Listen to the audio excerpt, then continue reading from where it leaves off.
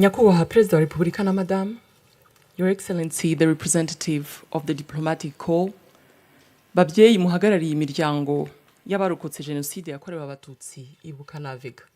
Mwaramutseho, nitwa Shenge Sandra.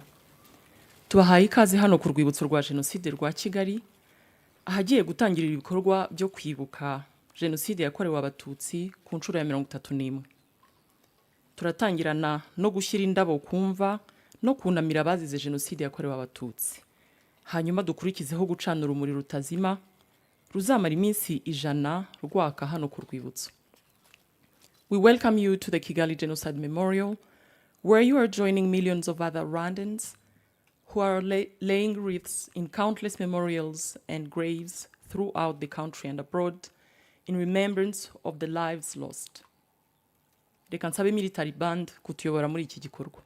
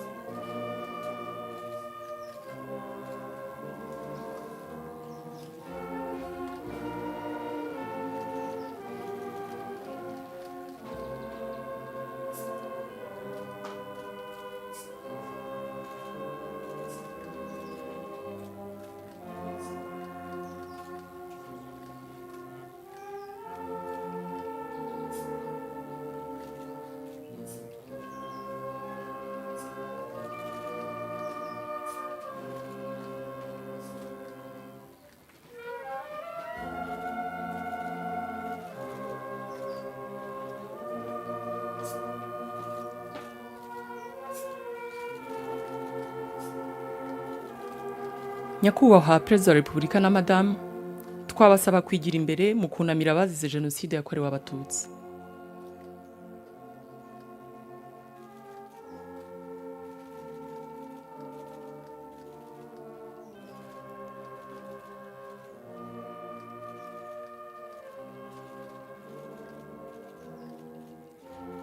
May I now invite Your Excellency Charity Manyeruke, representative of the diplomatic corps, to step forward and pay your respects.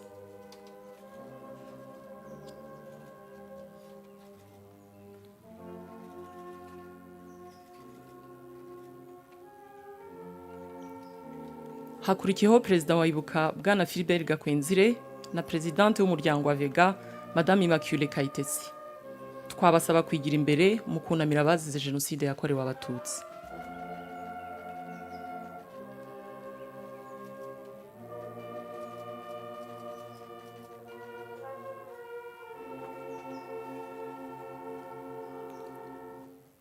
Tugiye gufata umwanya wo kuzirikana abazize Jenoside yakorewe Abatutsi.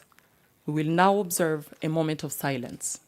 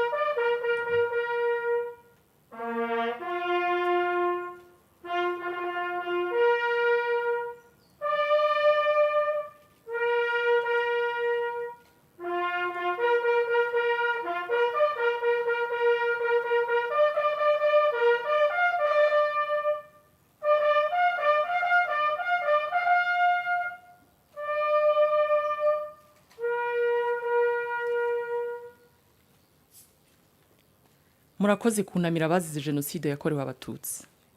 Nyakubahwa Perezida wa Repubulika na Madame, mutwemerere twerekeze ku gicaniro cy'urumuri rutazima. We will now proceed to the flame of remembrance.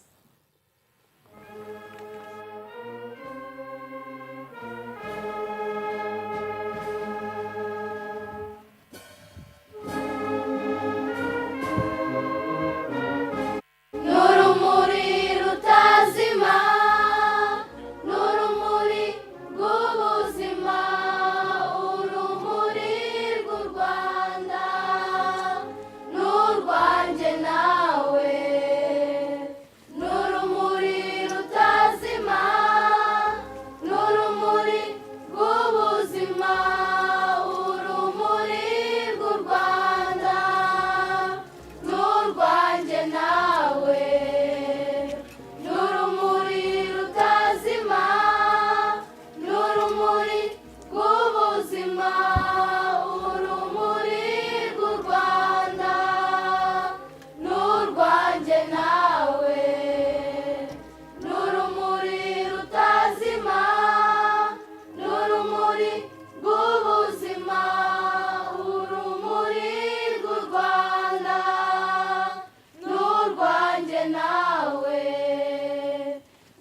n'urumuri rutazima n'urumuri rw'ubuzima. Nyakubahwa Perezida wa Repubulika na Madamu, uru rumuri mugiye kuducanira uyu munsi ni ikimenyetso cy'ubutwari bw'Abanyarwanda mu nzira yo kwiyubaka mu myaka 31 ishize, tuva mu mwijima wa Jenoside tugana imbere heza.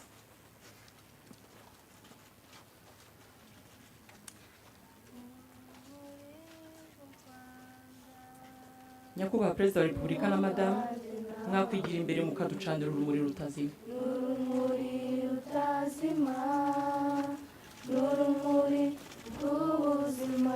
Uru ni urumuri, urumuri rwo kwibuka, urumuri rw'ubuzima. Nyakubahwa Perezida wa Repubulika na Madamu, uru rumuri muducaniye ruzamara iminsi 100 hano ku rwibutso. Gahunda z'igikorwa cy'uyu munsi zigiye gukomereza ahateganyijwe. Murakoze. Urumuri rw'u Rwanda n'urwanjye nawe, n'urumuri rutazima n'urumuri rw'ubuzima. Urumuri rw'u Rwanda n'urwanjye nawe, n'urumuri rutazima n'urumuri rw'ubuzima. Urumuri rw'u Rwanda n'urwanjye nawe, n'urumuri rutazima n'urumuri rw'ubuzima.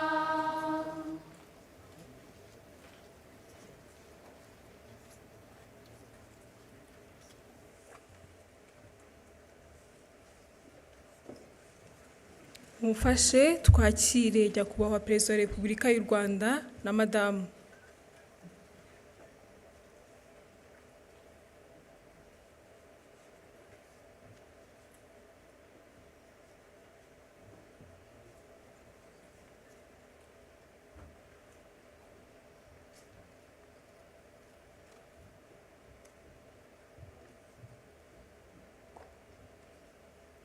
Murakoze, mushobora kwicara.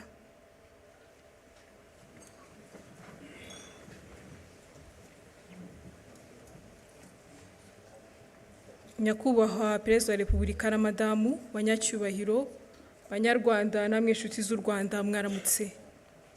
Nitwa Kwizera Urindwa Esther, ninjye ugiye gufasha kuyobora gahunda zigiye kubera hano. Kuri uyu wa 7 Mata duteranijwe hano no kwibuka ku nshuro 31 abazize Jenoside yakorewe Abatutsi mu Rwanda mu mwaka w'1994. Turibuka abarenga miliyoni bishwe.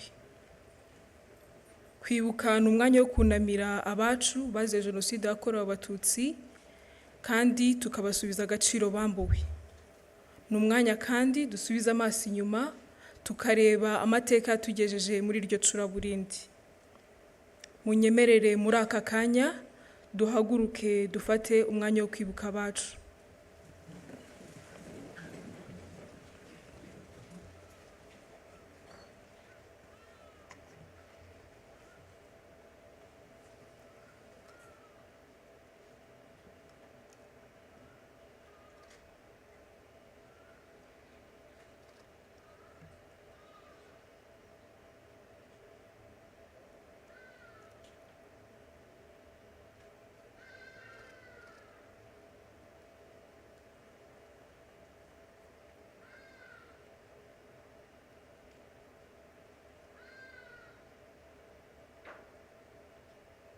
Murakoze.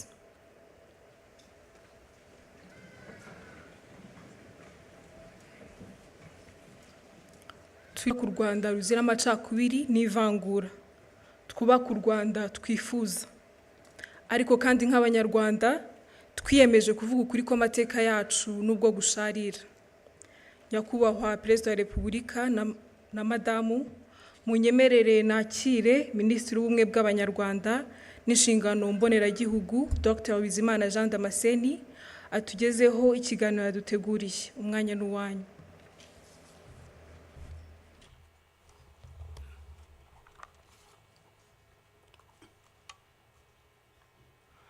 Nyakubahwa Perezida wa Repubulika, mbashimiye umwanya mu mpaye w'ikiganiro k'uyu munsi wo kuzirikana Jenoside yakorewe Abatutsi ituruka ku bukoroni bwimitse irondabwoko ryatumye Jenoside itekerezwa, igakorwa, amahanga bireba. Isuzuma ry'amateka ngiye kunyuramo mu nshamake rirerekana ko nta gihugu na kimwe ku isi kimaze imyaka 109 gisenya ikindi nk'uko Ububiligi bubikorera u Rwanda kuva bwagikoloniza. Byatangiye mu 1916 Ububiligi, Ubudage n'Ubwongereza bumvikana kugabanya imbibi z'u Rwanda rwari rwaraguwe n'abami Ruganzu wa kabiri Ndoli hagati y'1600 n'1623 na Kigeli wa kabiri Nyamuheshera hagati y'1648 n'1692 bageza u Rwanda muri teritwari za Masisi, Rucuru n'ahandi. Hakurikiyeho amategeko akakaye harimo iryo kuwa 21 Werurwe 1917 ryashyizeho ibihano by'ikiboko, n'iryo kuwa 26 Nyakanga 1925 ryambuye u Rwanda ubusugire bwarwo, ndetse n'irindi ryo kuwa 11 Mutarama 1926 ryemeje ko u Rwanda ruzagengwa n'amategeko ya Kongo nayo yashyirwagaho n'Ububiligi. Aya mategeko yateye u Rwanda akarengane, anacamo ibice Abanyarwanda.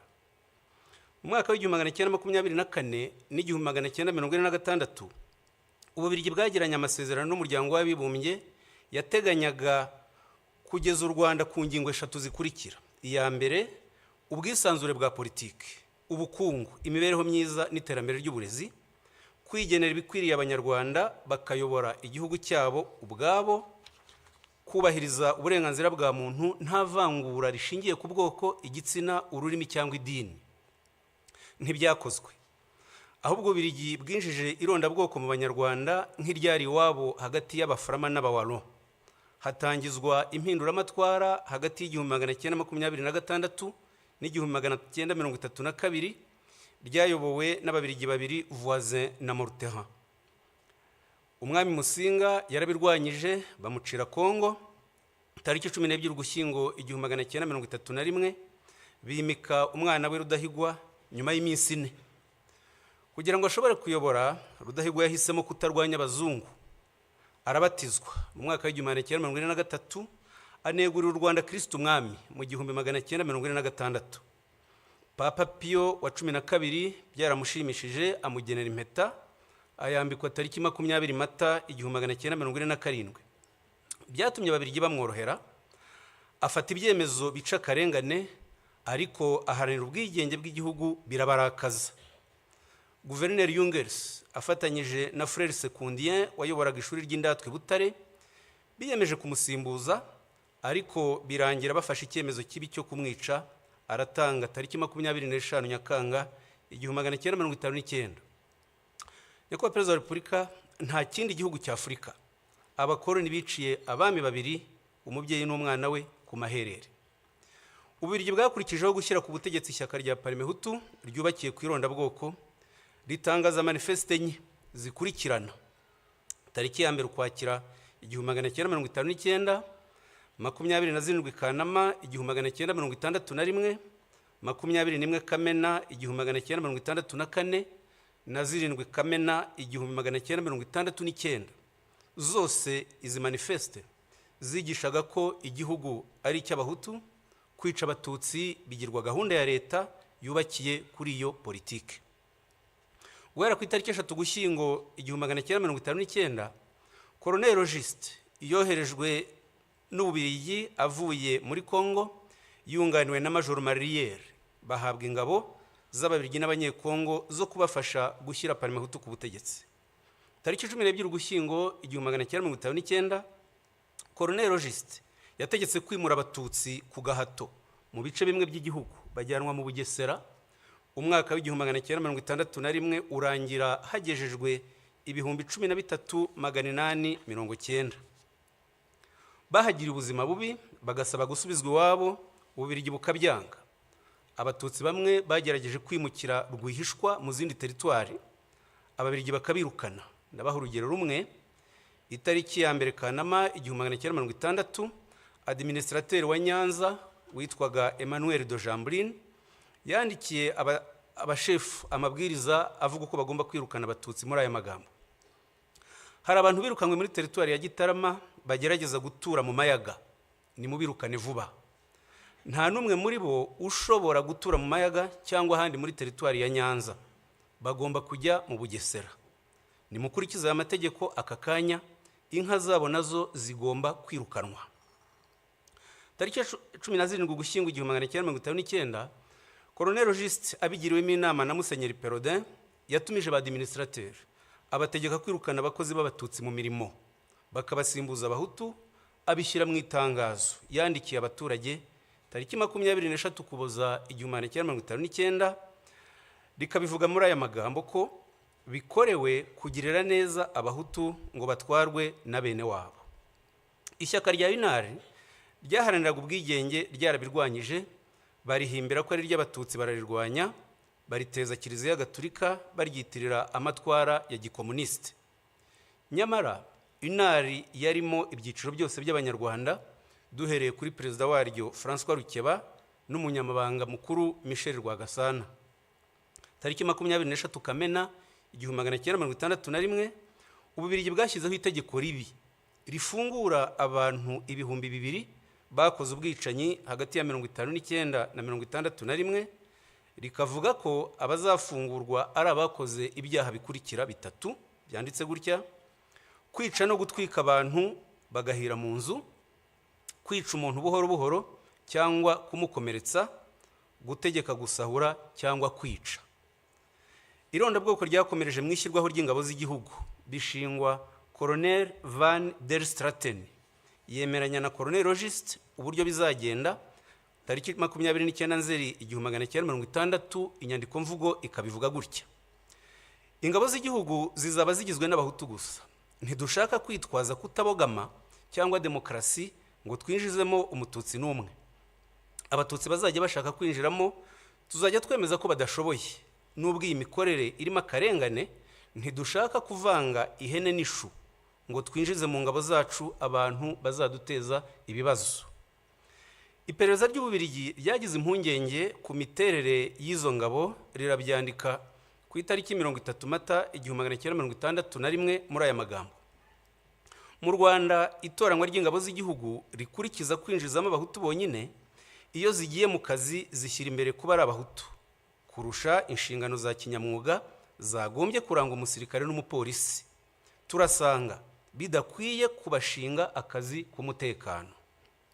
Byageze aho General witwa Document wayoboraga urwego rw'abaofisiye b'Ububiligi abyandikira Minisitiri w'Ingabo tariki 27 Ugushyingo 1961 muri aya magambo ati: gutsimbarara kuri politike yo gushinga ingabo z'u Rwanda uburinzi n'umutekano imbere mu gihugu ni ugutera ikibazo cy'uko nizikora ubwicanyi Loni ishobora kuzita Jenoside, tuzahura n'ingorane zo gushinjwa ubufatanyacyaha. Muri Werurwe 1962, ingabo z'u Rwanda zatangiye ubwicanyi ibyumba, zica abatutsi barenga 2,000 barimo umuforomo wabavuraga Karaveri Ndejuru wiciwe Ngarama, byandikwa mu binyamakuru by'amahanga. Mu Kuboza 1963, ingabo z'u Rwanda ziyobowe n'abofisiye b'Ababiligi Dubois, Florquin, Turpin na France zisha abatutsi benshi mu gihugu barenga 35,000. Abadiplomate, abamisiyoneri, abakozi n'itangazamakuru mpuzamahanga n'abashakashatsi bahurije kwemeza ko ari Jenoside. Ingero nkeya: telegramu ya ambasaderi w'Ububiligi yo ku itariki 24 Ukuboza 1963 yabyanditse gutya ati: hari abantu benshi bafatwa bagafungwa mu buryo bunyuranyije n'amategeko. Ndabona aho ibintu biriho bigana ari iyicwa ry'abatutsi benshi. Ambasaderi w'Ubufaransa mu Rwanda Marc Barbe nawe yanditse indi telegramu tariki 4 Mutarama 1964 atanga icyegeranyo cy'abishwe muri aya magambo ati: muri Gikongoro abaturage b'abahutu biraye mu batutsi barabica batarobanuye, kugeza tariki 25 Ukuboza 1963 hamaze kwicwa abagera ku bihumbi 15. Tariki 31 Ukuboza 1963 Ambasaderi Barube yasobanuye uko ibikorwa by'ubwicanyi byakorwaga, abyandika atya: ati ubutegetsi bwatangije ibikorwa byo kwica. Habanje ubukangurambaga mu nzego z'ubutegetsi, ba prefe rimwe na rimwe baherekejwe n'umuministre woherejwe na leta, bagakorana inama n'ababurugumestre bakabaha amabwiriza yo kwikiza umwanzi. Ubwicanyi bwatangijwe ku munsi mukuru wa Noheli muri 1963, ariyo mpamvu ababurokotse babuhaye izina rya Noheli y'amaraso.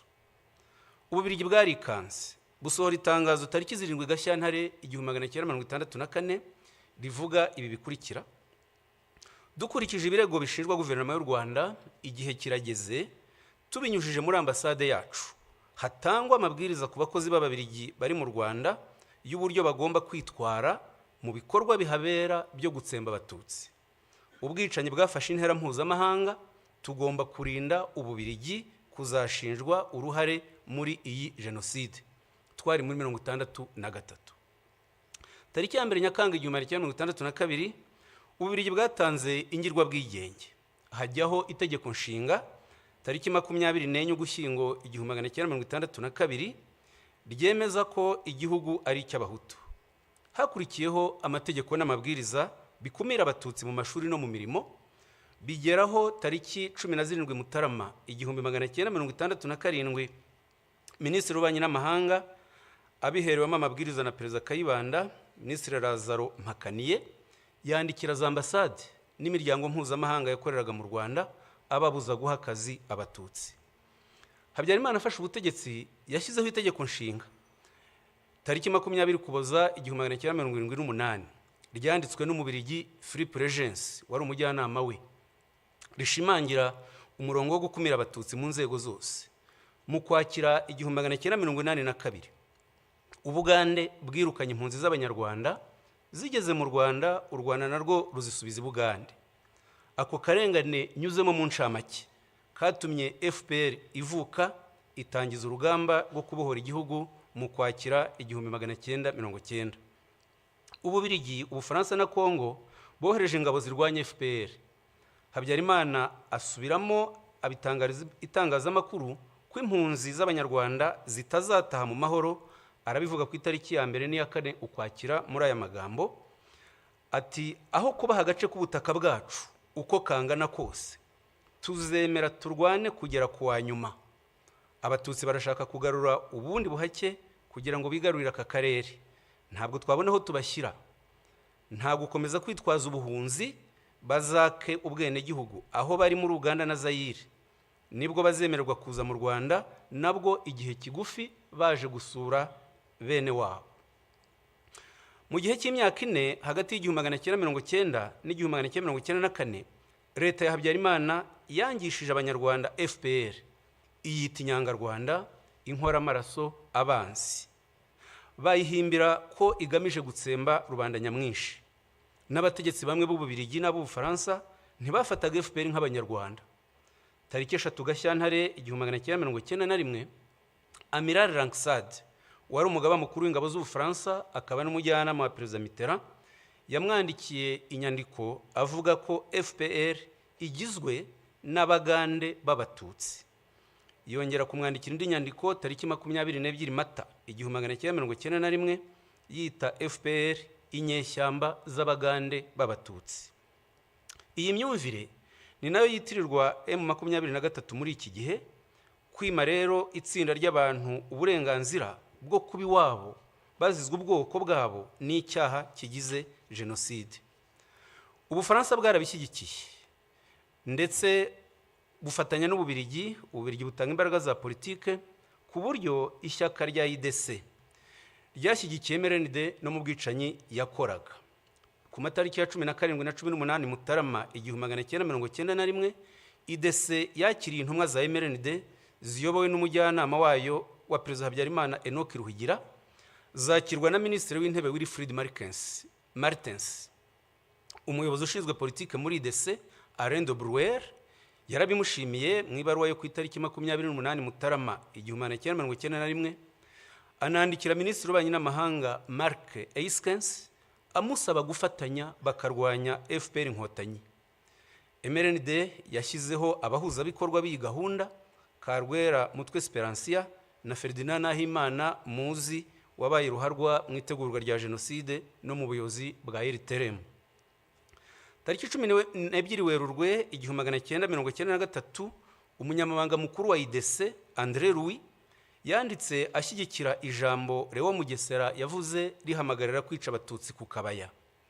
Tariki 21 Mutarama 1993, André Louis yagiye mu Bufaransa kubonana n'abayobozi b'ishyaka rya Perezida Mitterrand, bumvikana gushyigikira MRND mu buryo bwose. Babikoraga bafite ibimenyetso byose ku itegurwa rya Jenoside ryakorwaga na Habyarimana na leta ye.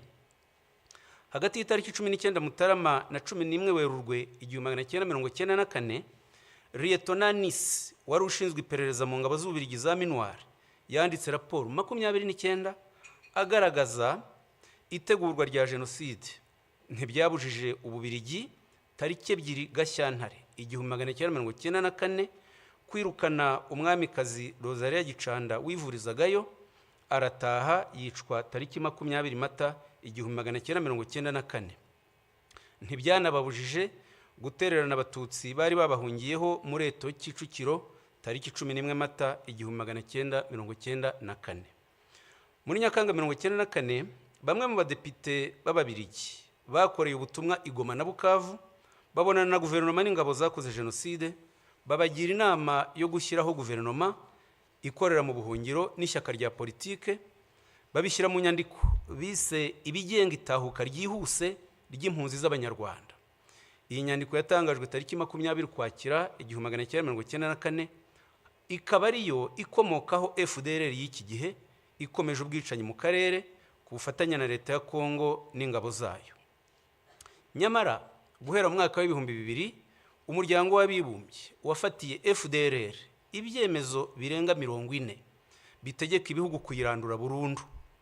Ni nayo MONUSCO yahawe inshingano yo kuyirandura, ariko ntibikora, nk'uko Minuar Yunamir muri 1993 na 1994 itabujije Jenoside mu Rwanda. Umuryango w'ibihugu by'i Burayi nawe wafashe ibyemezo byo kurandura FDLR, nk'icyo ku itariki 10 Mutarama 2008 n'itariki 8 Ukuboza 2010. N'umuryango wa Afurika yunze ubumwe wafashe ibyemezo nk'ibi, nk'icyo ku itariki 10 Mutarama 2005 mu nama y'abakuru b'ibihugu yateraniye i Libreville muri Gabon. Biratangaje rero kuba hari ibihugu muri 2025 bibeshwa n'Ububiligi bikihutira guhana u Rwanda byirengagije ibi byemezo byose n'ubufatanya bw'icyaha bwa Kongo na FDLR. Ibyo bihugu bivuga iyubahirizwa ry'amategeko mpuzamahanga, bikayarebera ku ruhande rumwe rwa Kongo, ntibite ku busugire bw'u Rwanda bwatewe kenshi na FDLR, ntibite ku karengane k'impunzi z'Abanyekongo b'Abatutsi zirukanywe na FDLR zimyaza imyaka 31 mu buhungiro. Kongo yita izo mpunzi udukingirizo, le pantin.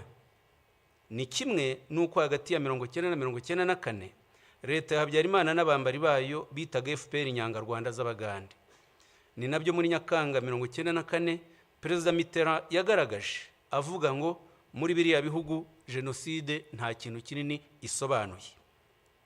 Kuva muri Nyakanga 1994 kugeza magingo aya, Ububiligi nicyo gihugu cy'i Burayi gikorerwamo ipfobya rya Jenoside yakorewe Abatutsi no kugoreka amateka yayo nta nkurikizi.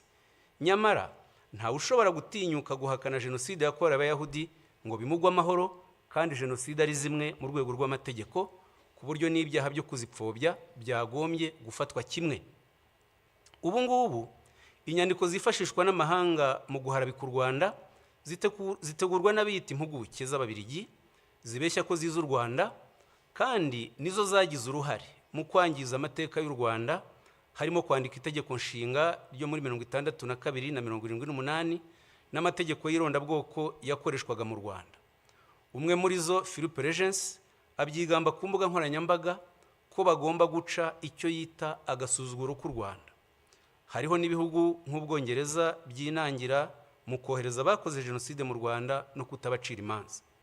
Nyakubahwa Perezida wa Repubulika, ngana ku musozo, ubugome busenya u Rwanda bwakoreshejwe muri imyaka 31 ni bwinshi, ariko ntacyo bwadutwaye kubera ubuyobozi tubakesha bwubaka ubumwe bw'Abanyarwanda. Ijoro ribarwa riraye, tuzi urwobo mwakuyemo u Rwanda isi yarutereranye, tuzi n'aheza mu rugejeje. Dufitanye namwe igihango tudashobora gutatira. Ntituzemera abasenya ubumwe bwacu n'abimika ingengabitekerezo yasubiza u Rwanda mu icuraburindi. Uburenganzira bwacu bwo kubaho twihitiyemo ibidukwiriye ni ntavogerwa. Ababikerensa ntibaduheho, babyumve batureke. Ndabashimiye Nyakubahwa Perezida wa Repubulika.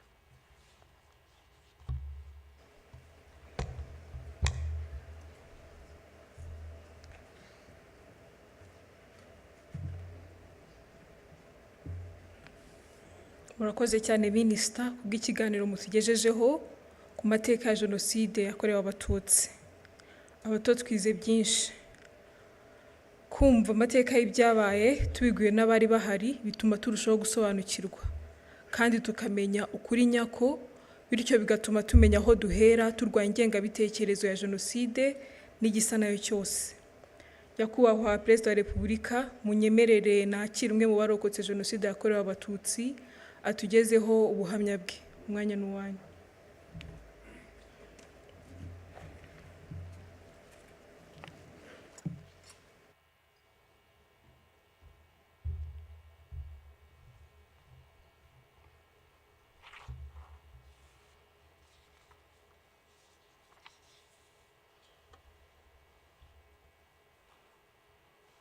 Nyakubahwa Perezida wa Repubulika na Madamu, mbashimiye uyu mwanya mumpaye kugira ngo bagezeho ubuhamya bwanjye n'inzira yo kurokoka Jenoside yakorewe Abatutsi. Nitwa Mutangwa Freddy. Muri Jenoside nari mfite imyaka 18. Banyiciye ababyeyi, banyicira bashiki banjye 4, babiciye mu cyahoze ari komine Mabanza, ubu ni mu karere ka Rutsiro mu murenge wa Mushubati. Munyemerere ntangire ubuhamya bwanjye ku mateka y'ababyeyi banjye. Muri 1973 ubutegetsi bwari buriho bwishe Abatutsi. Abanyeshuri ndetse n'abakozi b'Abatutsi barameneshejwe mu kazi kabo. Data nawe wakoraga muri Caritas hano i Kigali nawe yarameneshejwe. Gusa yagize amahirwe ahungira mu gihugu cy'u Burundi. Mama wari umufiance we yiyemeje kumusangayo. Mu nzira igoranye yanyuze muri Gisenyi, yambuka Igoma, amanuka Uvira, musanga i Burundi, amugeraho mu gihe cy'imyaka 2. Barashyingiwe babifashijwemo n'ababyeyi bari mu mpunzi. Njye mvuka muri 1976. Gusa data na mama ntabwo bagize amahirwe yo kubana igihe kirekire, kuko mu gihe gito mvutse data yakoze accident iranamuhitana. Yasize mama twite umwana w'umukobwa ariwe mushiki wanjye, tukaba kubw'amahirwe twararokokanye Jenoside yakorewe Abatutsi muri 1994. Ubuhunzi bwaramugoye, ndavuga mama yiyemeza kugaruka mu Rwanda akaruhira iwabo. Yagarutse yerekeza aho ari muri komine Bwakira, niho hari iwabo, bundi mu karere ka Karongi. Aguma iwabo, ariko naje kumenya ko uko icyo gihe nari nkiri muto, naje kumenya ko yakomeza gutotezwa n'inzego z'iperereza zimubaza iby'inyenzi yasize Burundi. Byarakomeje kugeza yongeye gushaka, ashaka mu karere ka Rutsiro, ubu ni muri Mushubati. Yashatse umugabo nawe wari umaze gupfusha umugore, nawe afite abana 3. Turabana, nakuriye aho Mushubati, mpiga n'amashuri abanza. Mu gihe nari mu mashuri nibwo namenye ibyerekeye amoko. Aho mwarimu wacu nigaga mu mwaka wa 2 yahagurikije abana b'Abatutsi. Icyo gikorwa bagikoraga buri gihembwe, hari ifishi ya leta buzuzaga bagashyiraho ubwoko bwa buri mwaka, bwa buri mwana. Nibwo rero yaduhagurutsaga, ngenda jijinganye, aturuka imbere, araza amagurutsa andi kinyuguti kwitama, arambwira ngo wowe mama wawe n'umwarimu kazi hano ukaba utazi kuri Inyenzi. Narahagurutse, nyuma tuza gutaha, mbitekereza mama nanamubaza impamvu twabaye Abatutsi, ariko sinibuka igisubizo yampaye. Gusa ababyeyi muri hano sinzi ko mwakibona namwe. Urungano rwanjye, urubyiruko muri icyo gihe twigishije urwango, twigishwa ubugome, twigishwa ubugizi bwa nabi. Ikibabaje gikomeye nuko bwigishijwe no mu mashuri, bwigishwa mu mashuri ku nzego zitandukanye ndetse no mu buryo butandukanye. Abize muri icyo gihe cyanjye, muri buka imyandiko textbooks twigaga zari zuzuye urwango, nubwo hari harimo imigani itandukanye, irimo inyamaswa n'ibindi, ariko hari harimo ubugome bukabije, hari harimo n'ubugizi bwa nabi. Abize mu myaka ya 7 n'iya 8 turibuka isomo twigaga ry'imyuga. Iryo somo batwigishije gucura imyuko, gucura amahiri, gucura imihini, ndetse no kubaza amahiri, gucura n'ibyuma. Ibyo byarakomeje kugeza ubwo mu gihe cy'imyaka ya za 91 na 93, mu gihe cy'amashyaka menshi, abanyeshuri n'abarimu birwa birukanka muri za meeting, aho gufokasinga ku masomo yabo bakirwa birukanka. Ari nabwo muri icyo gihe abajene benshi bashowe mu kuba abarwanashyaka, bajya mu nterahamwe, mu mpuzamugambi za sederi, ari nabo bakoreshejwe cyane cyane mu gihe cya Jenoside yakorewe Abatutsi, mu kwica ndetse no gusahura ibyari biriho icyo gihe. Ku itariki ya 7 Mata muri 1994, iwacu twabyukiye ku matangazo ya leta yari yatanze batubwira ngo abantu bose bagume mu ngo zabo. Harimo n'indirimbo twumva ko Habyarimana indege yarashwe yapfuye. Twabyutse tutazi icyo dukora, gusa twakoze inama ntoya mu rugo. Ababyeyi banjye bansaba ko nerekeza i Mushubati. Mushubati hari kuri paruwase. Ndambuka aho ngaho i Mushubati hari hatuye bari mu benshi b'Abatutsi. Ababyeyi banjye bansaba kujya kubaza niba bo bafite icyo bakora. Naragiye mpura nabo, nsanga abantu bose bamanjiriwe, nsanga batazi icyo bakora, ariko nsanga harimo abatangiye gufunga ibintu kugira ngo bajye kuri komine Mabanza, kuko bari batangiye kubwirwa ko ariho bashobora kurindirwa. Naragarutse ngeze iwacu nsanga huzuye interamwe nyinshi, huzuye interamwe zitaga imihembezo. Izo nterahamwe zari zaje iwacu zije gusaba amafaranga n'icyo kurya, ariko zari zihageze zimaze kwica umututsi wapfuye mu gace k'iwacu bwa mbere witwaga Rwandekwe. ninjira mu rugo iwacu. Mama mbonye arambwira ati bimeze gute, ndavugira nti bagiye kujya kuri komine Mabanza. Arambwira ati mwana wanjye ntabwo turibona ko tugenda kuko aba twagoswe. Nuko arambwira ngo mwana wanjye ugomba kujya kwihisha. Arambwira ati ubanze ujye kwihisha ku mukecuru witwa Kankindi twari duturanye. Ndagenda, nyuma y'igihe gitoya Kankindi anjyana ku nshuti yanjye yitwaga Pierre, twiganaga mu mwaka twiganye muri primaire. Narahagumye, nizo ntariramwe zakomeje gutera mu gihe cy'iminsi 6. Buri mugoroba mama yazaga kundeba akampumuriza, akambwira ko bakiriho. Ku itariki ya 13 z'ukwezi kwa 4 mama yaje kundeba nimugoroba, ariko aza yahindutse, nkabona mu maso handitse pe. Araza turicarana, anzanira amatunda yari yeze ku rugo rw'iwacu. Arambwira ati mwana wanjye reka twicarane dusangire.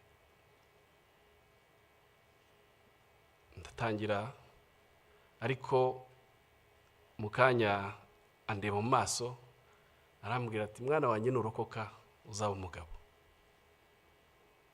Nta kindi yambwiye. Hashize akanya yarahagurutse aragenda, ati ngiye kureba abandi. Nukuri yarazi icyo avuga kuko ibitero byari byariyongeye iwacu,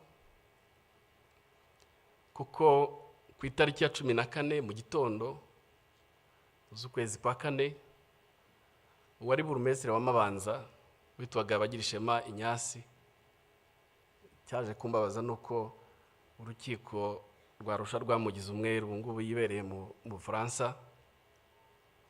Yaje iwacu aravuga ati abwira interahamwe zari ziraho n'izindi zakomeza gutera, arabwira ati mukureho umwanda. Nko mu gihe cya 5 nibwo interahamwe zikoranije, izo zitwa imihembezo zaturutse ahitwa Mukunini n'ahitwa Gafumba, ubwo naho mu karere k'iwacu, zose zikoranira iwacu. Abiwacu rero bari barimo bakwira imishwaro, buri muntu ashaka kwirwanaho ngo ajye gushaka aho yisha. Bakomeje rero barabahiga, baza kubakusanya, nanjye baramvumburaho narindi, duhurira mu gahinga. Hanyuma naje kugira amahirwe, sinzi umuntu mu baturage yatereye ijwi hejuru aravuga ngo Dorothea yari mama, yashatse hano ashaka abana 2 kandi bari baturutse i Burundi. Abo bana bashobora kuba ari abarundi. Ubwo abari bariho baduhiga batushaka kudukusanya ngo batwice, bahita bafata abavyeyi, bafata n'abana. Ubwo baba birukankanye. Naje kumva ko kubera ubwoba abavyeyi banjye bagerageje kugura amasasu, babatanga 5,000. Barayafata baravuga ngo amasasu arahenda, babicishije amahiri, babicisha n'imihoro, babajugunya mu miringoti yari aho hafi. Bashiki banjye bo babataye mu cyobo kinini cy'umugabo wari umupasiteri witwa Gasenge, nawe bamwishe muri Jenoside. Babatarimo ari bazima, ariko babanje kubakomeretsa. Hanyuma noneho bakabarundaho babajugunyaho amabuye kugeza igihe bapfuye. Nge rero na mushiki wanjye muri iryo joro twafashe icyemezo cyo guhunga aho ngaho, twerekeza ahitwa ku rutare Rwanda. Wenda abajya muri bira bice murahazi. Aho twerekeje hari mama wacu wakurikiraga mama, akaba yarashatse umugabo utarahigwaga. Twarahageze, atubonye aratwakira, arabwira ati mwinjire mu nzu, ariko dusanga nawe afite umutwaro ukomeye wo kurinda umugore we, ariko yaratugumanye. ibitero byakomeje kumutera avuga ngo noneho hari inyenzi zajiwe. Ndibuka nk'ibitero bibiri byarazaga akabiha amafaranga bagasubirayo, aho bigeze harananirwa aratubwira ati mugerageze mwigendere. Ariko yaduhaye indangamuntu ye. Kera mu ndangamuntu bandikagamo abana, yari afitemo abana babiri, uwitwaga Ruberi n'uwitwaga Kwibishaka. Aratubwira ngo bana banjye mugende kuri bariyeri nibabaza muzabwire ko iyo ndangamuntu ari ya so, harimo ubwoko bw'abahutu. Noneho ubwo icyo gihe nibwo nahinduye izina, nitwa Ruberi na mushiki wanjye yitwa Kwibishaka. Hari aho byadukundiraga kuri bariyeri bakatwemera tugatambuka, ariko hari n'ahandi byatuguraga bavuga ko ari amayeri y'inkotanyi. Twarakomeje, inzira yatubereye ndende kuva Mushubati, inzira twayirangirije ikaduha ahahoze ari muri Gikongoro. Twarabaye tubana mu mpunzi, tubana n'impunzi zari ziturutse i Kigali, tubana n'impunzi zari ziturutse i Gitarama, ndetse n'abanyeshuri bigaga ku ishuri rya Yave ryari hariya ikaduha. Abo banyeshuri abenshi bakoze Jenoside yahabereye, kuko twebwe twasanze barayirangije nko mu Kiliziya n'ahandi, kuko abanyeshuri baturutse ibyumba bari bafite ubugome budasanzwe, ariko twarabanye. Twagumye aho ngaho kuko hari no muri zone turquoise. Muri zone turquoise rero aho inkotanyi zahagaritse Jenoside hirya no hino mu duce, muri zone turquoise bakomeze barica. Induru zakomeza kuvuga, bavumburaga abantu buri munsi, abari babahishe batangira no kwica abahutu bari bahishe abatutsi icyo gihe. Byarakomeje kugeza aho nageze nko muri bigeze nko mu kwa karindwi hagati, ntabwo twari tuzi ko inkotanyi zahagaritse Jenoside, twari twihebye. Hanyuma nahavuye hari umwana w'iwacu w'Imushubati wigaga aho ngaho, ngo yaraje gutwara ibintu bye, turakubitanye, ahamagara izina ryanjye nyaryo rya Freddy. Mbona impunzi zose zitangiye kundeba, ariko kubera ko bari bazi ko nitwa Ruberi, mbona bitangiye kunkomerana. Nibwo ku mugoroba nafashe icyemezo, kuko twari tuzi ko inyuma wambutse uruzi rwa Mbirurume hari inkotanyi. Nafashe umwanya mw'iryo joro ndagenda, bwagiye gucya nambutse uruzi, nambuka uruzi izuba ritangiye kuza, mbona abantu hakurya, ngenda mbasanga, kumbe bari inkotanyi. Mbagezeho mpumagira, nasanze ari abana b'abasore babiri, abahungu b'abasore. Barambwira ngo urava ukajya he? Ndabwira nti mvuye mu mpunzi. Batekerereza uko byagenze nuko nahageze. Ijambo rya mbere rimpumuriza naryumvise uwo munsi. Barambwiye ngo ubu ntugipfuye. Ati sugiye he? Ndumva ngiye i Kigali. Ese hari umuntu hazi? Nti ntawe. Noneho barambwira ati mu kanya hari imodoka ya Croix Rouge iri bunyure hano, turayigutegera. Noneho imodoka ya Croix Rouge nko mu masaha 2 ibirahanyuze, imodoka impa lift bangeza muri gare. Umushoferi arambwira ati muri gare ni hano. Nari narahageze rimwe kera. Noneho ntangira gutekereza aho ndi bwerekeze. Nza kwibuka ko hari data wacu wari utuye Gikondo Sejemu. Noneho ndavuga reka ngeyo kuko nari narabasuye muri 92 njyayo. Mpageze nsanga baramwishe ari amatongo. Ko bwari bwije ndara mwayo matongo. aho rero niho numvise ntekereza ijambo umusirikare w'inkotanyi ambwiye, ntekereza aho ndaye mu matongo, aho niho natangiye gutekereza ku buzima. Ikindi gihe numva ntaratekerezaga, ntekereza numva mfite agahinda kenshi, ngatekereza ab'iwacu, ariko none icyamvunaga kurushaho ni mushiki wanjye nari nsize mu mpunzi. Ntiyanamenye nuko nagiye. Igitangaje kandi n'ayo mateka ntiturayaganira, sindamenya icyo we yatekerezaga, nta nubwo yamenye uko byangendekeye ngeze i Kigali. Hanyuma bukeye nza kuza ngaruka muri gare, ndongera ndambuka mva seje munza hano muri gare hano i Kigali. Ngira amahirwe akomeye, mpura n'umuntu wari umushumba w'ahantu hafi y'iwacu, yari yaraje i Kigali, arambwira, arampobera, turahoberana, ntiwararokotse, nti nararokotse. Arambwira ati hari abahungu b'imushubati, ngwino nkwereka ahantu nabo barokotse, ngwino nkwereka aho bari. Ndagenda ndarayo, turahoberana, turishima.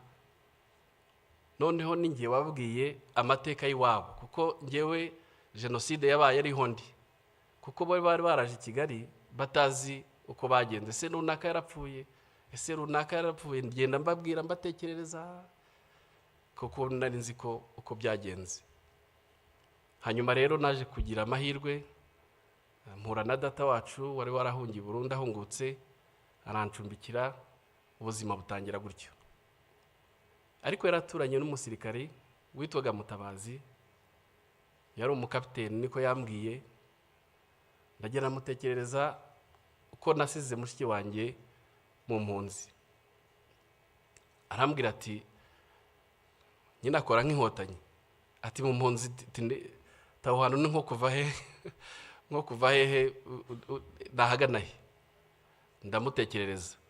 Buke mu gitondo aramfata anjyana aho ngaho, ni nawe wamfashije kugira ngo mushiki wanjye ashobore kuva mu mpunzi hariya, nawe muzana i Kigali. Kuri yo byari igitangaza kongera kumbona. Hanyuma rero nyakubahwa Perezida wa Repubulika, ndagira ngo mbashimire. Inkotanyi zatubwiye kubaho, tubaho. Inkotanyi zaduhaye icyizere cyo kubaho, kandi turiho. Muri icyo gihe mushiki wanjye akimara kuboneka, nibwo natekereje gusubira mu ishuri, kuko nacyo nshimira leta y'ubumwe yagiyeho icyo gihe, yuko yagerageje gushyira ibintu mu buryo.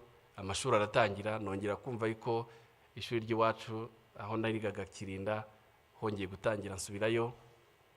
Nagezeyo nsanga hari abana b'imfubyi benshi bihebye, batazi,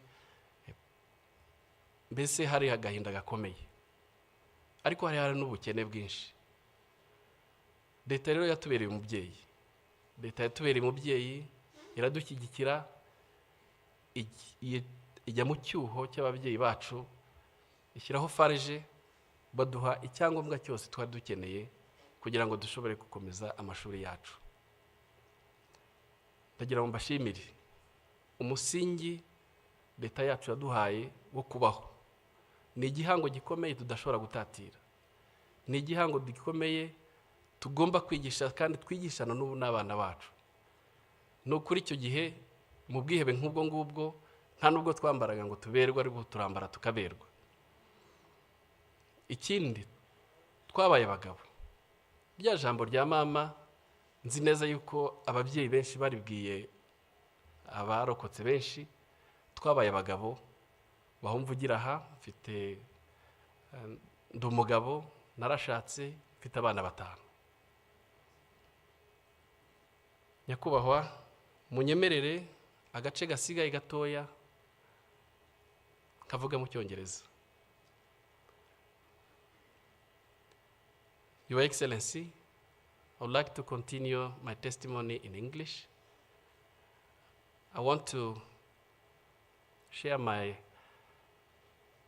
testimony, but also my experience of working here at Kigali Genocide Memorial. And I want to share with you what this memorial means for me. This memorial has been more than a workplace. It's my home. It's a home for me. Walking here has transformed me deeply. Trying to learn and understand my history, the history of my country, explain the root cause of genocide against Tutsi, trying to share the transformation journey of my country from the ashes of genocide to a peaceful nation. It has been a very positive journey for me. But this memorial has a huge meaning for the international visitors that I receive all day, every day. This memorial provides an historical clarity. They come here to learn and they bear witnesses. They go back transformed. They're transformed by what they see and what they hear. They take these stories, our stories, the stories of genocide, the stories of reconstruction, across the borders and through generations. I want to extend my profound gratitude to the government of Rwanda for establishing the memorials around the country. It is such act of humanity. While the perpetrators, they left their victims unburied, no respect, no dignity. They attempted to erase their humanity by establishing the memorials, such as Kigali Genocide Memorial. It's a profound and a powerful statement that they failed. The memorials here, the memorial here at Kigali Genocide Memorial, it's a place of healing for my fellow survivors, by myself as well. To conclude, through our pain, we find a purpose of life. Through commemorations and remembrance, a date like this, Your Excellency, you'll never miss for the last 31 years. Through your message, comforting message, and a powerful and profound message, Your Excellency, we find our strengths. This is what means memorization for humanity. Acknowledging the past, the dark past of our history, but also affirming our commitment to light. Murakoze cyane kunyumva. Murakoze mwese kuntega amatwi. Dukomeze twibuke kandi twiyubaka. Murakoze.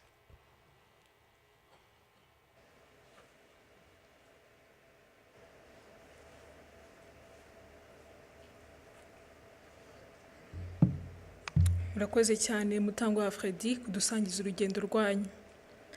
Ni koko twabasabye byinshi, ariko ubuhamya nk'ubu butwereka ko inzira yo kwiyubaka no kudaheranwa ishoboka. Murakoze kandi mukomere cyane. Muri aka kanya reka twakire ishuri rya Nyundo ritugezeho indirimbo ryaduteguriye ijyanye n'ibihe. Murakoze.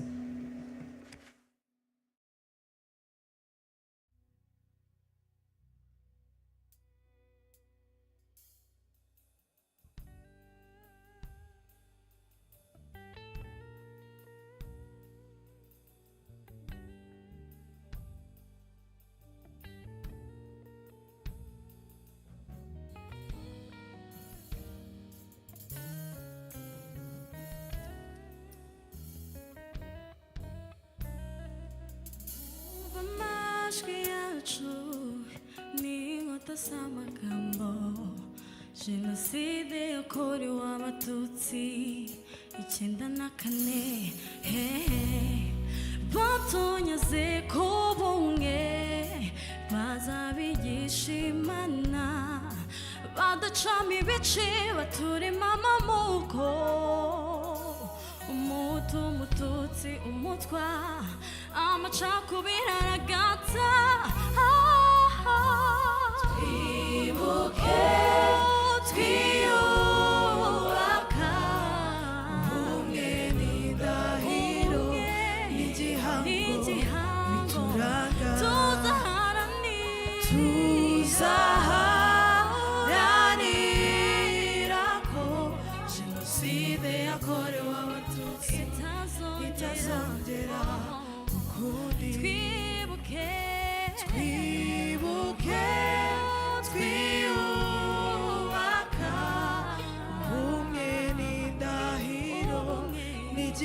n'igihango bituranga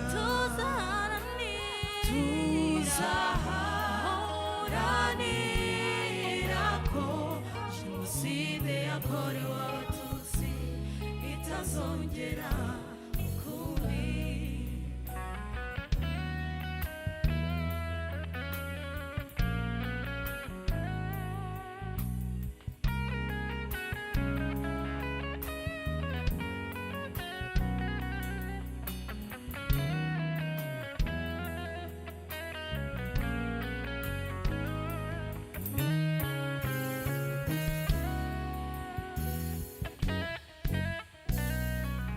Bana b'u Rwanda, ibyo twagezeho tubisigasire, urukundo niryo banga, ubumwe bwacu nizo mbaraga, twageze kuri byinshi tubigezaho na leta y'ubumwe, amateka azandikwa ku butaka bwacu mu rurimi rwacu, tuzashinga icumu rizahama iteka. Twibuke ubumwe n'indahiro, tuzaharanira ko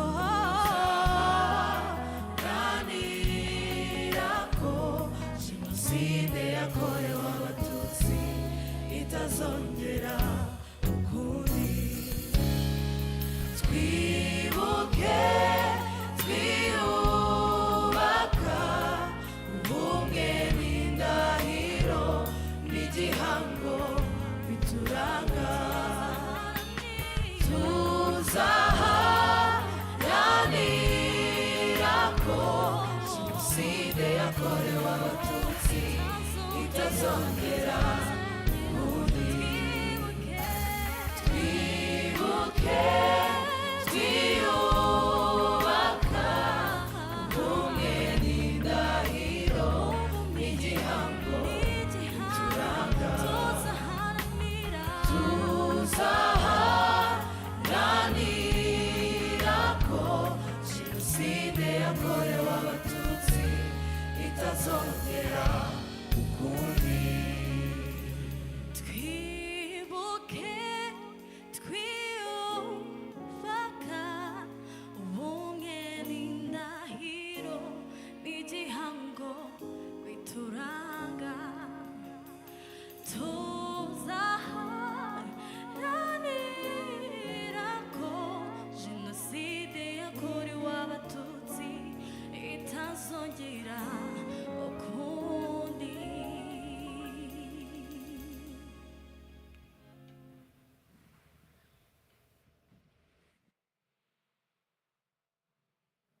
Abaririmbyi barakoze cyane. Nyakubahwa Perezida wa Repubulika, abari hano twese n'abadukurikiye hirya no hino, dutegereje ubutumwa mwatugeneye uyu munsi. Umwanya ni uwanyu.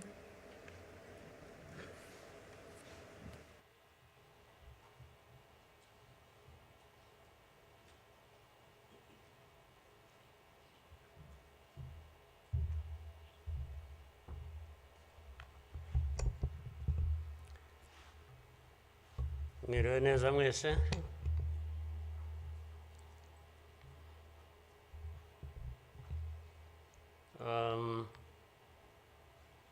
Ngira ngo biroroshye wenda kugira aho mpera.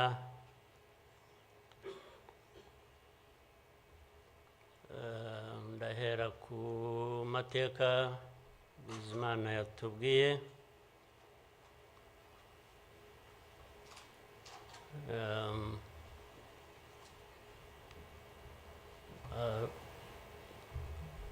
Arambuye afite ibimenyetso ashingiyeho, ariko ndagira ngo mbanze nshimire mwese abari hano mwaje kwifatanya n'igihugu n'abanyarwanda, cyane cyane mwebwe abaturuka hanze mu bindi bihugu cyangwa abihagarariye hano mu gihugu cyacu.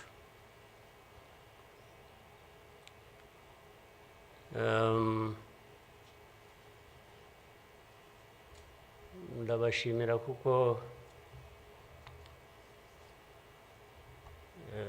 kenshi ko dusigaye tubibona ko bisigaye biri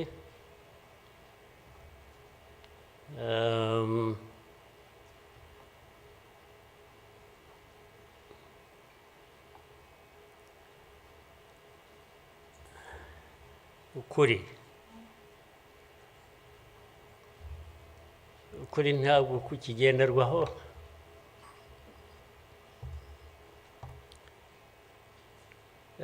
ni nacyo gituma, ariko reka mvugane, hari umuntu w'inshuti yanjye wigeze kumbaza ati ariko wowe nk'umuntu ubaho ute ugahuza bimwe, ndaza kubivuga mu rurimi rw'amahanga, arambaza tubaho ute ugahuza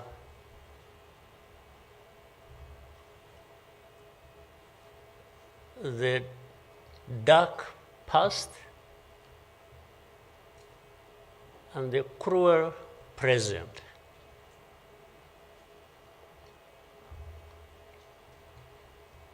But how do you manage that?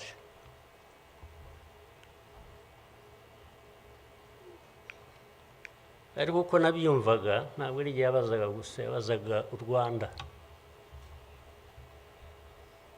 Uvuga ngo u Rwanda mubaho muti, with a very dark past and a very cruel present.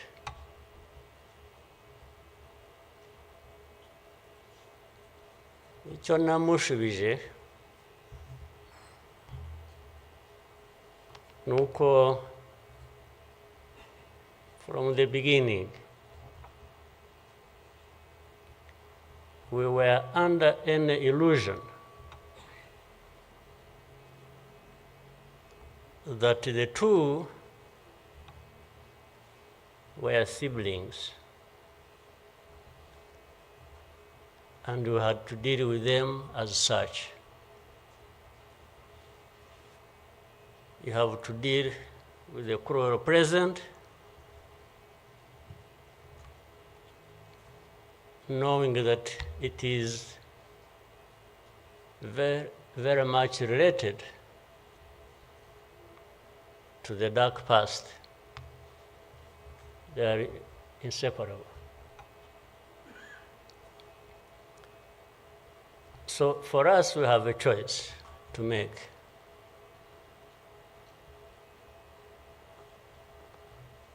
You are either crushed in between and you stop existing, or you stand up and fight.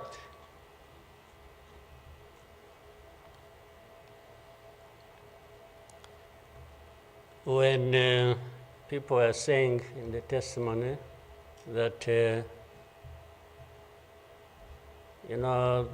the hope they have, and that what happened here 30-something years ago will never happen again.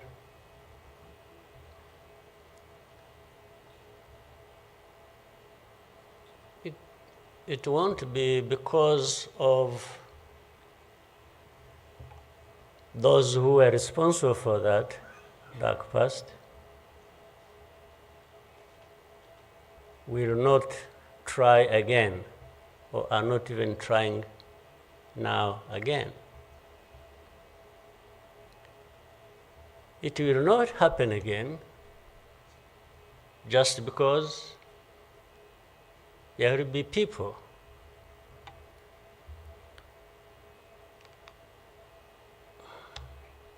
who will stand up and fight.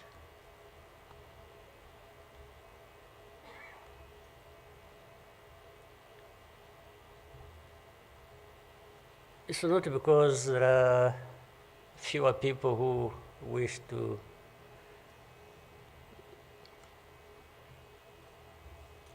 perish or who would have wished us all to disappear, this country to disappear.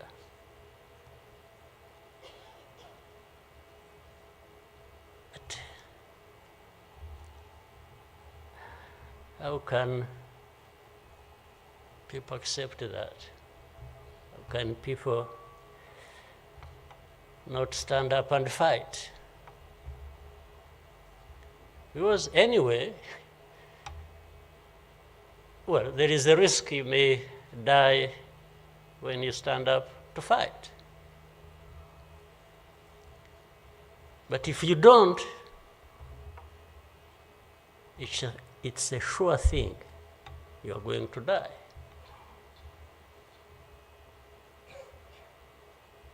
So why don't I try the former? Why don't I try to stand up and fight with the chance that you might survive and live on your life as you want it, instead of giving up and you let people treat you as if for you to live, it's a favor that they are going to do for you. Why?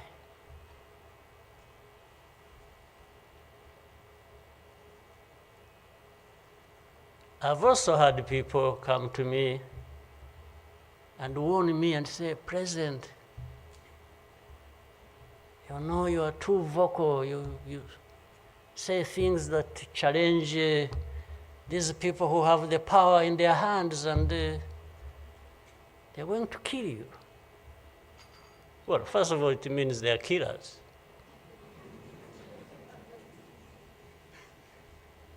But my answer to them is, you know what?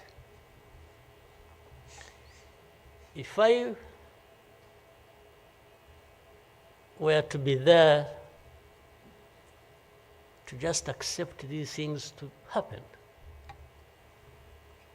I don't think I would count myself as living anyway.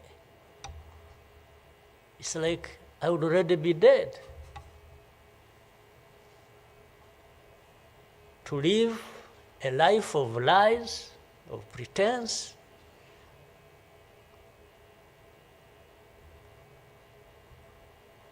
and all my life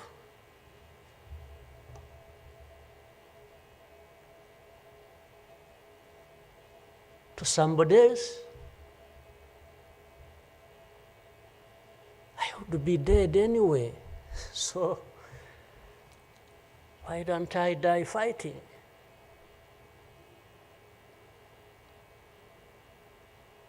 So you Rwandans, why don't you die fighting? Instead of dying anyway, just dying like flies. Why? But my message goes to other Africans who live like this on a daily basis, who are dehumanized. And they accept it and they beg. I can't beg to live. I can't beg anybody.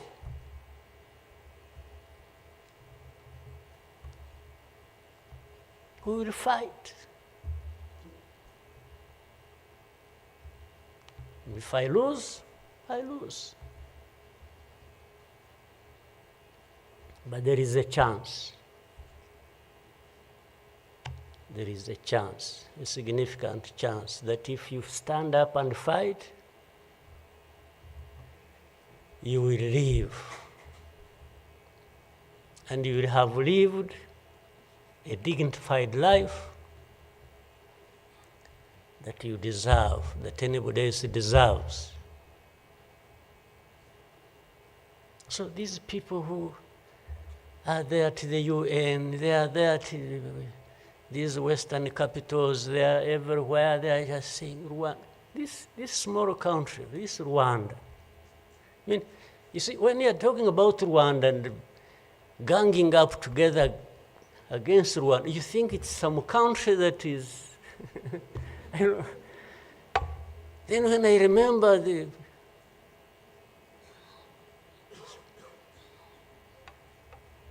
facts about it, I just imagine the world has gone amok.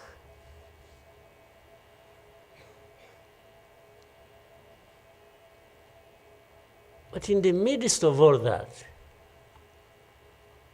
we have to live. We have to live our lives, we have to fight for that, we have to live the way we want. And I tell anybody to his face to go to hell.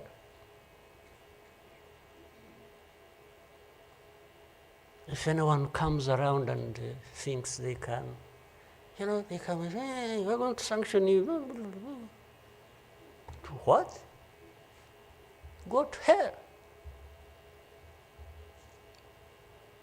Just go to hell.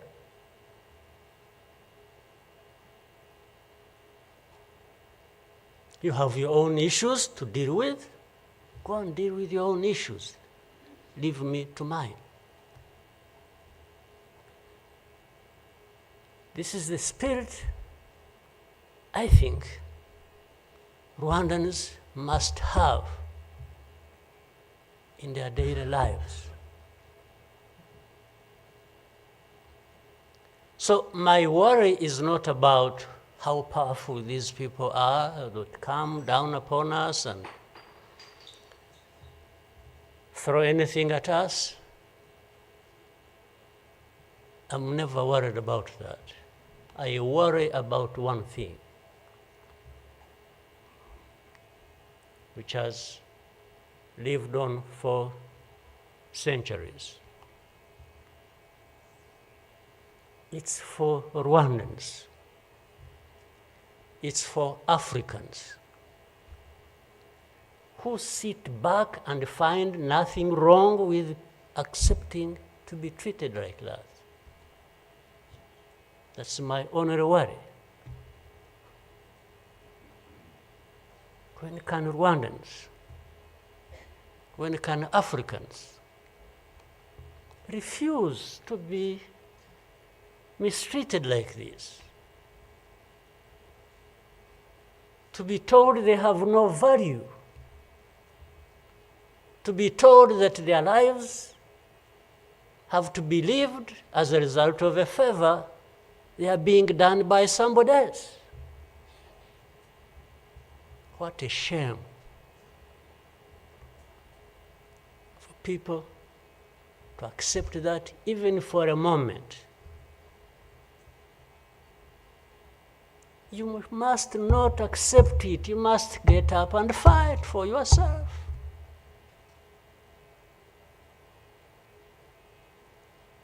And then you have fools leading countries and being used as puppets.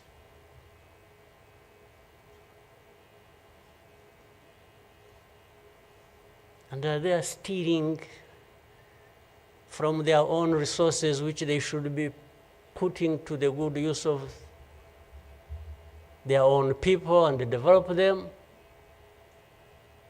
They just put everything to their own use, find billionaires in a sea of poverty, millions of people going hungry, and their leaders, billionaires, money that has been stolen from the resources of these people, and these are the ones received in Western capitals and praised, and when, Rwanda is being crucified literally at the UN, everywhere, these are the ones who show up and everybody is doing their bidding.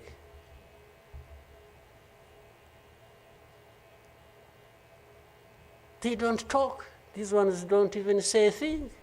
There is somebody to say it for them.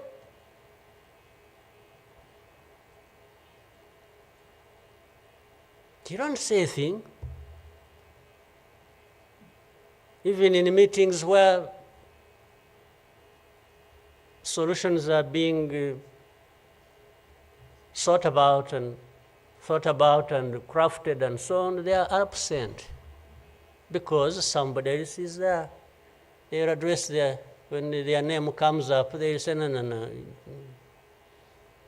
You see, I see it on a daily basis. Somebody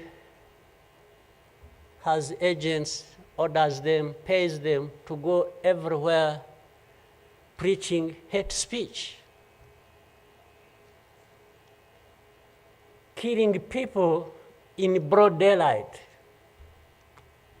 setting fire on these people, burning in broad daylight. And when it comes up for discussion, they say, no, it's not this one. No. You see some other people, we look for them. But the person keeps coming up. He says, no, I will take the war to Kigali, I remove the government, these Tutsis, we are tired of them, like they were tired of them 31 years ago. Here. And it's okay. These wonderful people, these powerful people who tell us what to do and what not to do, they are okay with that. They are fine with that.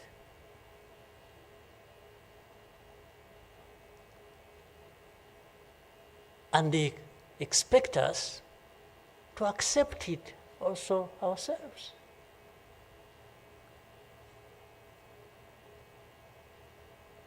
In broad daylight.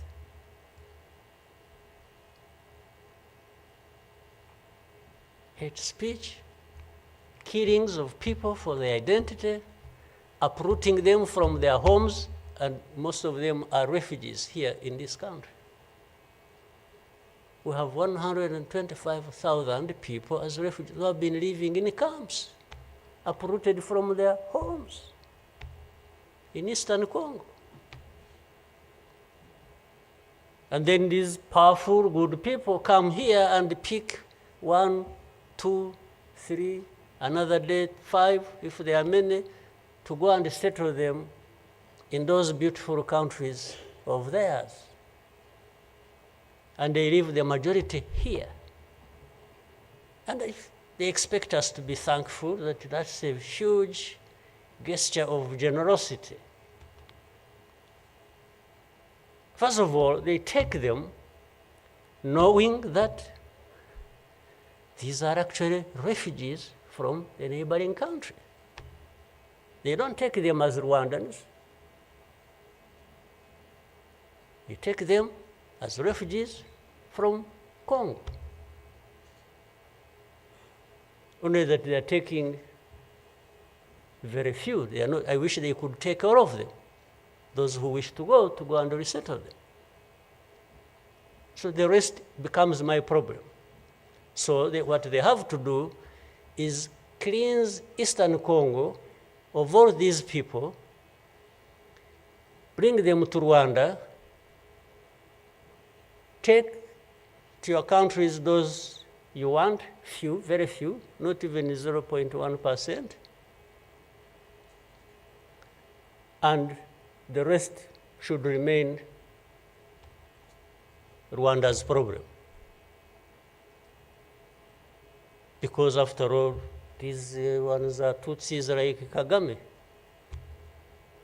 That's a simple conclusion. But ask yourselves, how did these people end up being across the border of Rwanda? Was it really done by Kagame? Was it done by Rwanda? No, for us, we are here lucky that we are alive, that we survived.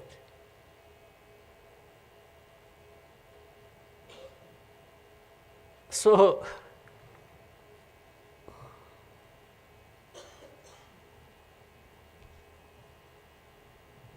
but as I say this,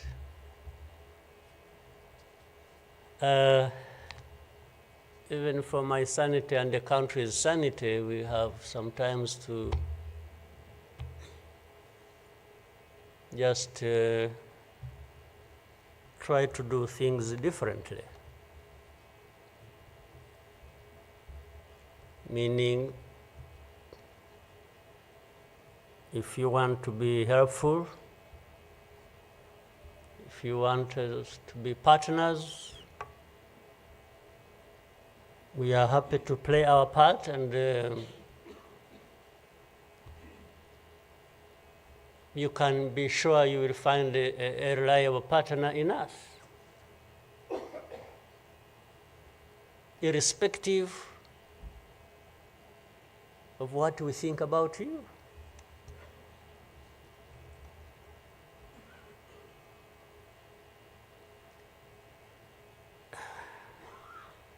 You know,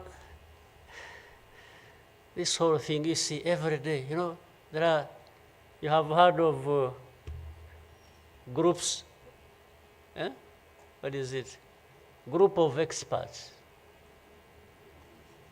You have heard of that thing?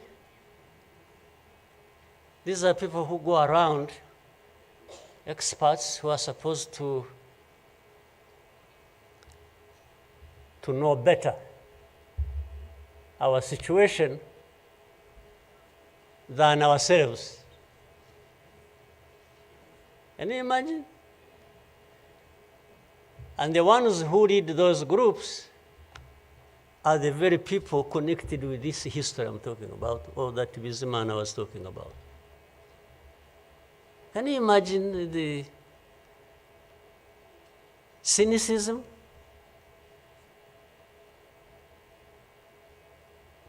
And this expert comes to me and asks me, you know, but this. So the whole thing about genocide, this ideology that has killed millions of people, has been turned into a problem of minerals. You know, it's okay. Let's imagine it's a problem of minerals now. Was it a problem of minerals in 1994? Which minerals were we fighting for here? Just imagine. Which minerals?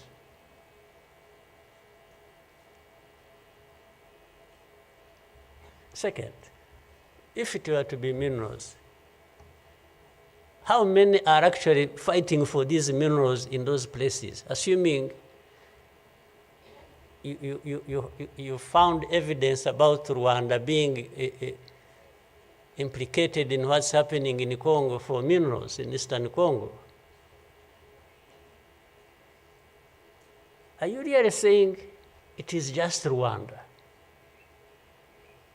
Why don't you be brave enough to say Rwanda is invading our territory we have created for ourselves, and is encroaching on the minerals we are also encroaching on in Eastern Congo. Why don't you be brave enough to admit that? At least to say that.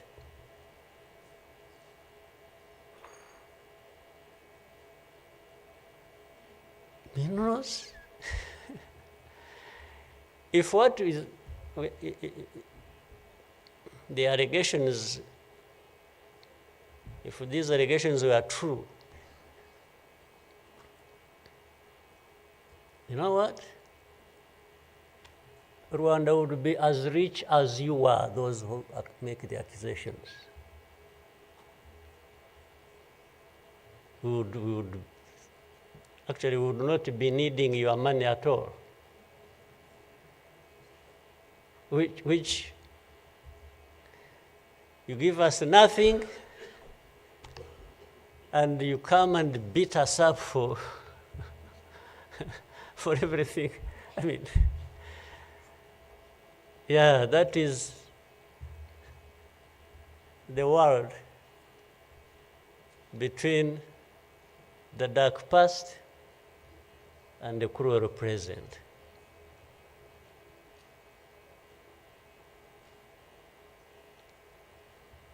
But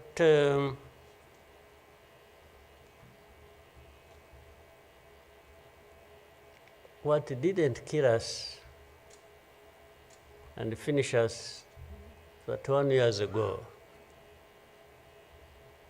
has hardened us, has prepared us for the bad things that will always come anytime these people want and wish. Honestly, I want to assure you, we will not die not fighting like last time. And fighting does not involve invading anybody's territory, does not involve going after something that is not ours. Fighting, I mean, is if you find us here and want to treat us the way you want that we have seen in the past, I just want to assure you, you will not succeed. You will not succeed. I think I beg all these Rwandans, we should be itching for a fight with anybody who wants to come here and turn things upside down. And I think there are many who are ready to join for that. But for our friends, our partners, please, don't misunderstand us, don't mistreat us. We have had enough of it. Take it somewhere else. Take it somewhere else. You know, this Bizimana who was telling you this whole history, by the Bizimana, if you could compile that and distribute it to our friends and all of us. I actually want a copy of what you... But I think you should give our friends and others, they need to,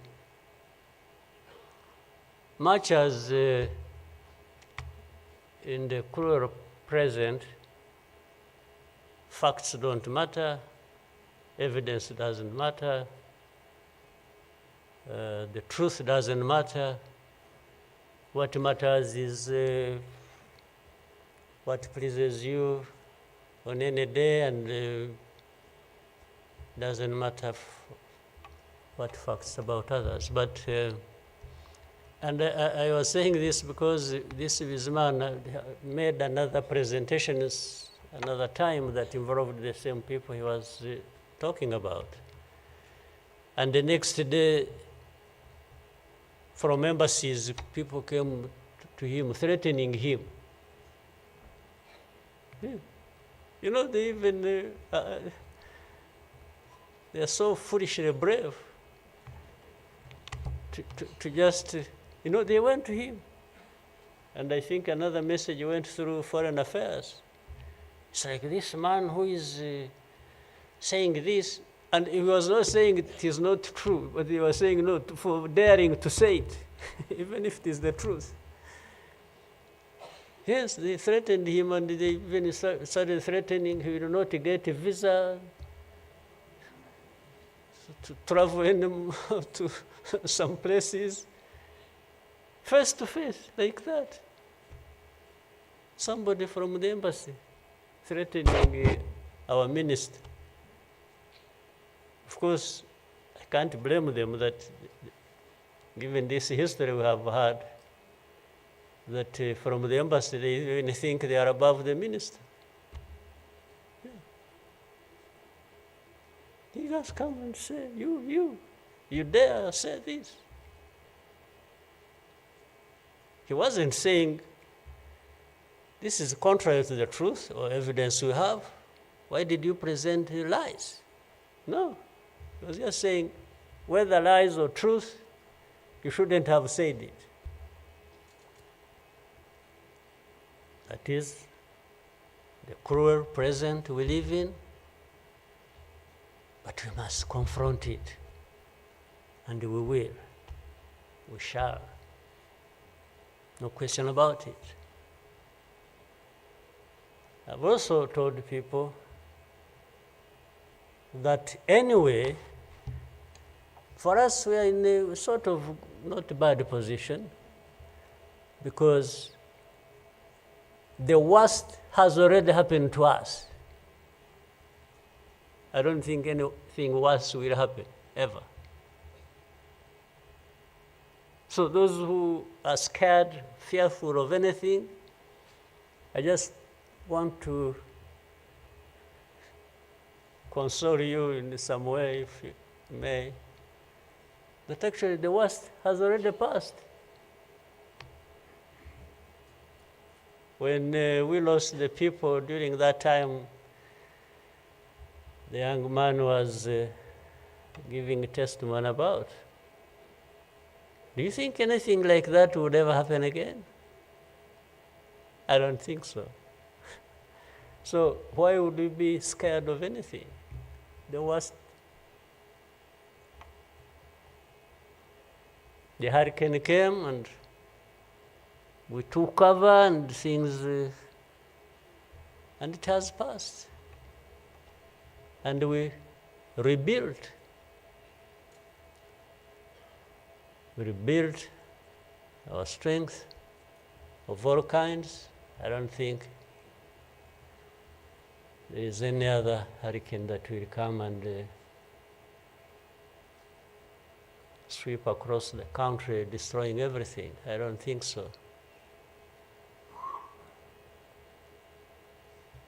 So, and this day always reminds us of some of the things that I ignored and the facts that remember the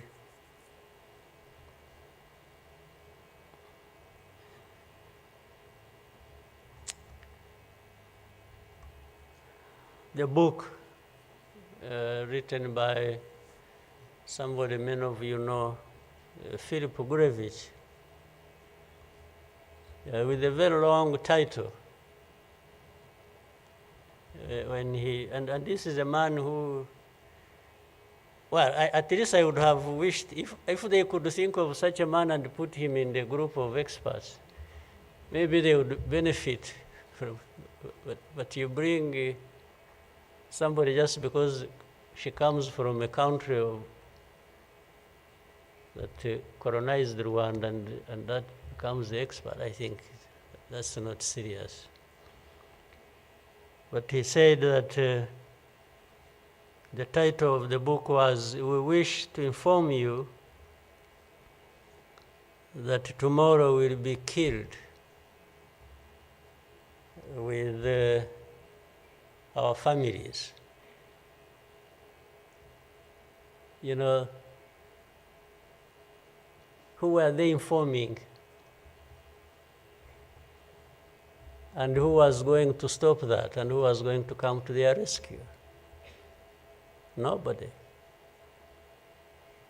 It just happened as they said it.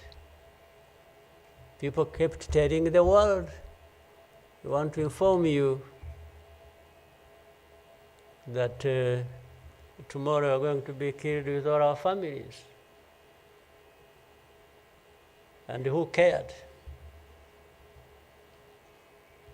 And the families were killed indeed, including the family of the young man who was testifying here. Well, including our families, those of us standing here, who have been demonized every single day about our history.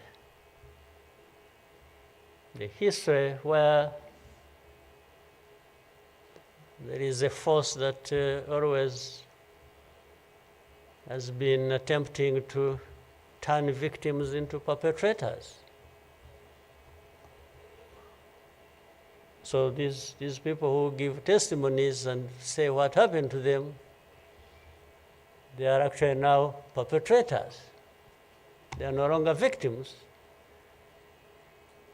So the cynicism I was talking about, of what happens in this world, is that these very people who barely survived and who lost everything else and their families are now the victims, the perpetrators, no longer victims. That's what the world wants to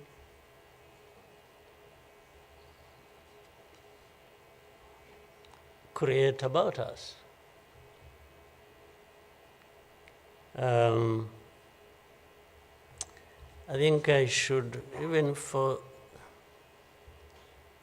again, the sake of our sanity, maybe we'll always, during the war times, to keep my own balance, there used to be battles taking place across the country, militias killing people, RPA soldiers fighting government forces. Sometimes in our movements, one of the commanders would come to me and say, "President, you come and see what has happened here." I went there once and saw a mass grave that they had just dug with caterpillars, and I think they had put in over 2,000 people. And from that lot, we found 12 people are still breathing. And we got them out. I was told the other day of the 12, I think they lived for some time, and then now there are remaining 7 out of 12. I kept following the story. 7 are still alive. I think 5 died of... But from that moment,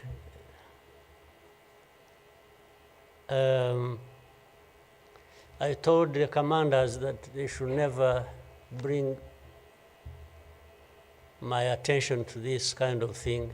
They should just handle it, and we agreed how they would be handling it. But I don't even need to be informed. And the reason was simple. And unfortunately, such a moment of remembrance sort of takes you back into that.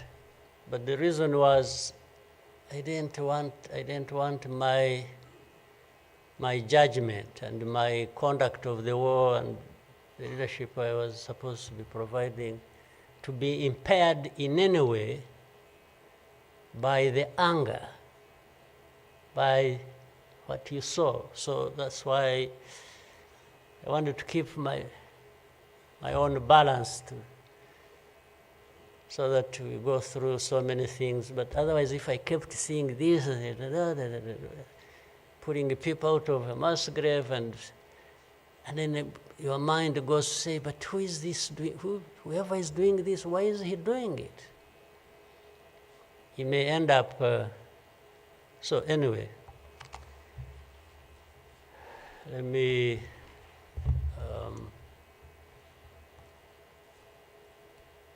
end here. There will always be another day, another year to commemorate our lost people. But for Rwandans, I beg you,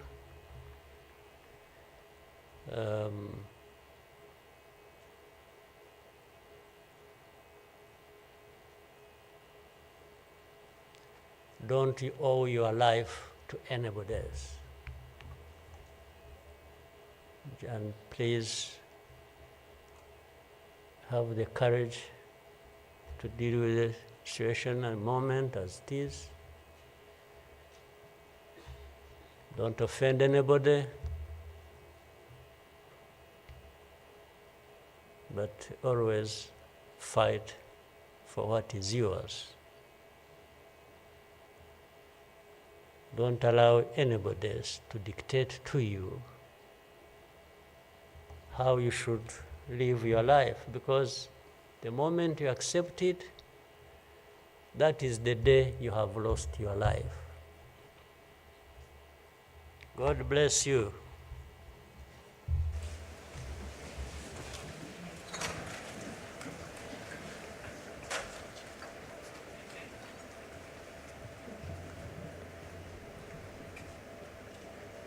Murakoze nyakubahwa Perezida wa Repubulika kubwo ubutumwa mutugejejeho.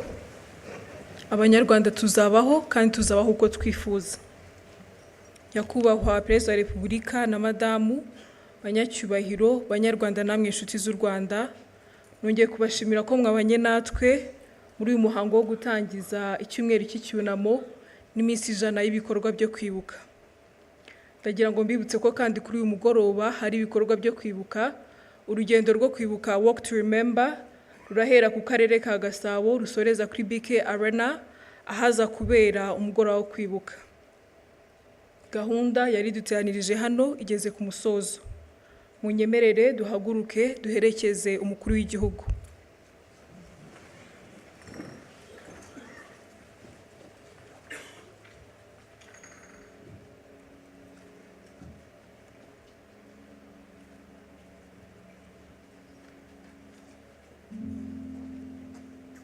Munyemerere kandi tube tugumye mu byicaro byacu umwanya mutoya. Twibuke twiyubaka kandi dukomere.